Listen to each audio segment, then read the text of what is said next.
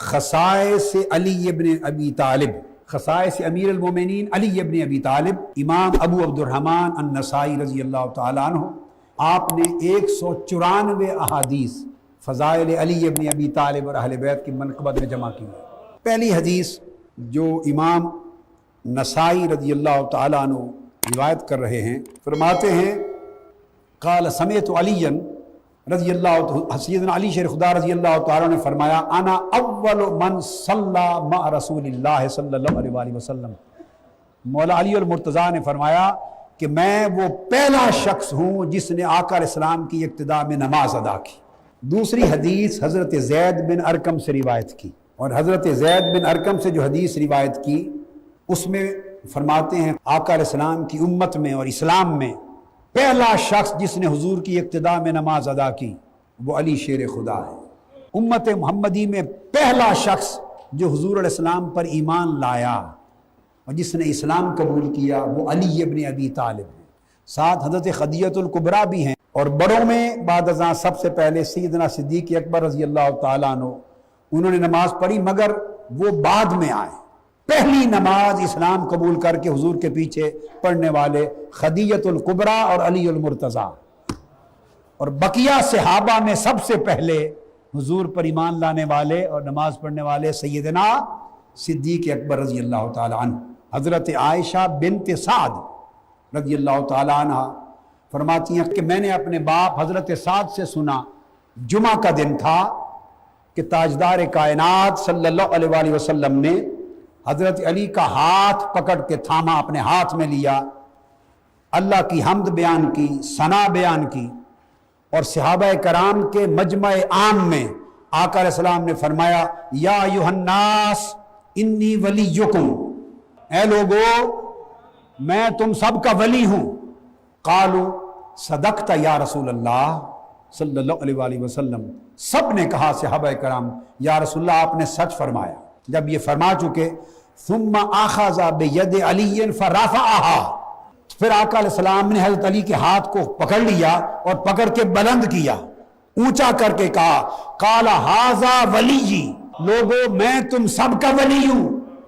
دوست ہوں، اور یہ علی میرا ولی ہے۔ اور اس کے بعد آپ نے دعا کی باری تعالیٰ جو اس علی کو ولی رکھے تو اس کا ولی بن، اور جو اس علی کا دشمن ہو تو اس کا دشمن بن۔ حضرت سعد بن ابی وقاص رضی اللہ تعالیٰ عنہ سے کہ کئی لوگ علی کو برا بھلا کہتے ہیں، اے سعد بن ابی وقاص تم کیوں نہیں انہیں برا بھلا کہتے؟ حضرت سعد بن ابی وقاص رضی اللہ تعالیٰ عنہ نے جواب دیا، انہوں نے کہا کہ خدا کی قسم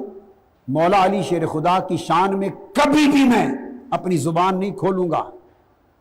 سب و شتم نہیں کر سکتا، اور اس لیے نہیں کر سکتا کہ میں نے اپنے کانوں سے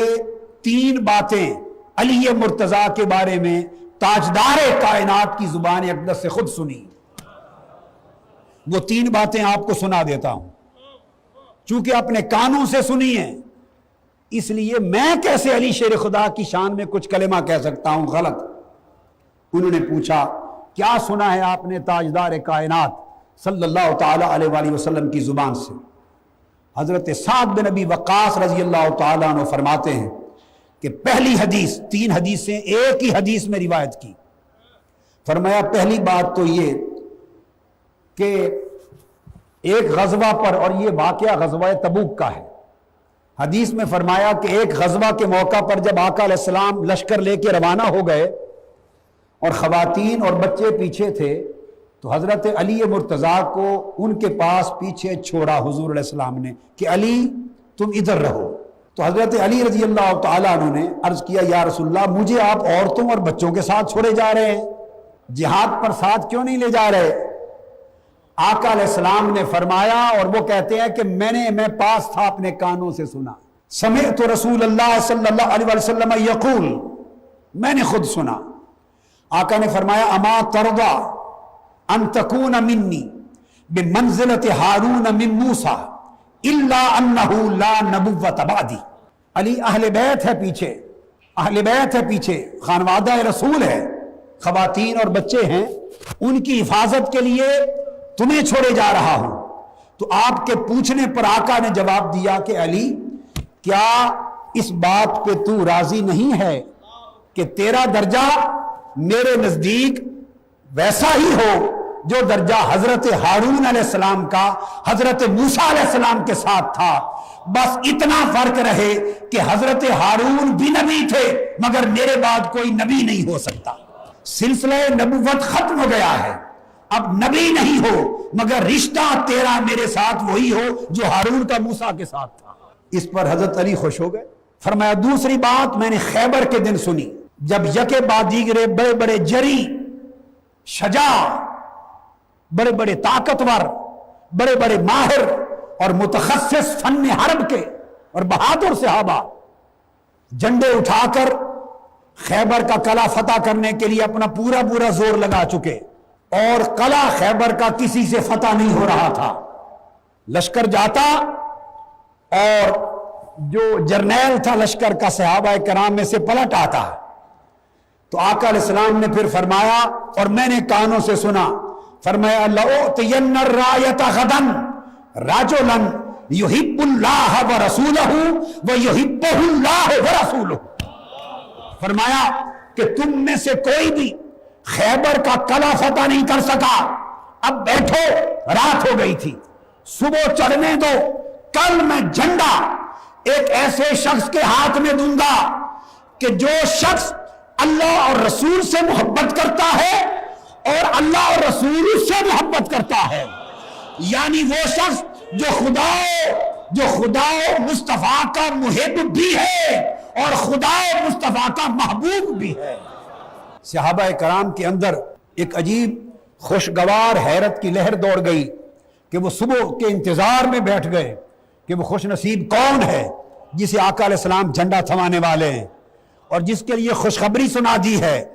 کہ وہ خدا و رسول کا محب بھی ہے اور خدا و مصطفیٰ کا محبوب بھی ہے۔ انتظار تھا، جب صبح ہوئی تو آقا نے صحابہ کرام سے فرمایا، ہر کوئی لب مصطفیٰ کی حرکت کو تک رہا تھا، ہر کوئی دہن مصطفیٰ کو دیکھ رہا تھا کہ آج کس کا مقدر ہے، کسے بلاوا آتا ہے۔ اچانک زبان مصطفیٰ گویا ہوئی، فرمایا علی کو بلا کے لے آ۔ حضرت علی کو لایا گیا، ان کی آنکھیں خراب تھیں، ان کی آنکھیں خراب تھیں، فباسا فی عینیہ، آنکھیں خراب دیکھ کر واپس نہیں بھیج دیا، لعاب دہن اپنا حضرت علی کی آنکھوں میں ڈالا، وہی ٹھیک ہو گئی، اور اس کے بعد ودافع الرایۃ الیہ، اپنے ہاتھوں سے جھنڈا اٹھا کر علی کو تھما دیا۔ حضرت علی گئے اور پہلے وار میں خیبر کا قلعہ فتح کر لیا۔ حضرت سعد بن ابی وقاص فرماتے ہیں پوچھنے والے کو کہ دوسری بات یہ میں نے اپنے کانوں سے سنی ہے، اور تیسری بات تو حضرت سعد بن ابی وقاص رضی اللہ تعالیٰ عنہ فرماتے ہیں کہ تیسری بات جو میں نے سنی وہ یہ کہ جب یہ آیت کریمہ نازل ہوئی، انما یرید اللہ لیذھب عنکم الرجس اہل البیت ویطہرکم تطہیرا، جب یہ آیت تطہیر اہل بیت کی شان میں نازل ہوئی، دعا رسول اللہ صلی اللہ علیہ وآلہ وسلم علیًا وفاطمہ وحسنا وحسینا فقال اللہم ہؤلاء اہلی۔ جب یہ آیت تطہیر اہل بیت کی شان میں نازل ہوئی تو آقا علیہ السلام نے حضرت علی کو بلایا، سیدہ کائنات حضرت فاطمہ الزہرا کو بلایا، حسنین کریمین سیدہ شباب اہل جنہ کو بلایا، اور ہاتھ اٹھا کے عرض کیا اللہ یہ میری اہل بیت ہے۔ یہ حدیث صحیح ہے جسے مسلم، ترمذی، مسند احمد، حاکم سمیت اور امام نسائی سمیت سب ائمہ نے روایت کیا۔ اب بتائیے کہ اہل سنت یہ امام تھے یا وہ لوگ ہیں جو اپنا گھڑا ہوا تصور دے کر ان کی محبت کو تشیع کے ساتھ تعبیر کریں، وہ ان کو مانا جائے سند اہل سنت میں یا ان ائمہ حدیث کو مانا جائے؟ بولیے۔ پھر یہی حدیث جس کو میں نے حضرت سعد بن ابی وقاص رضی اللہ تعالیٰ عنہ سے روایت کیا، امام نسائی نے روایت کیا، اس کو ایک اور سند کے ساتھ امام نسائی نے حدیث نمبر 12 کے طور پہ پھر تخریج کی ہے، ایک دوسری سند کے ساتھ یہی حدیث۔ میں صرف بتا رہا ہوں کہ کتنی اسانید کے ساتھ یہ حدیث آئی ہے، پھر امام نسائی نے حدیث نمبر 13 کے طور پر ایک اور سند کے ساتھ یہی حدیث روایت کی ہے۔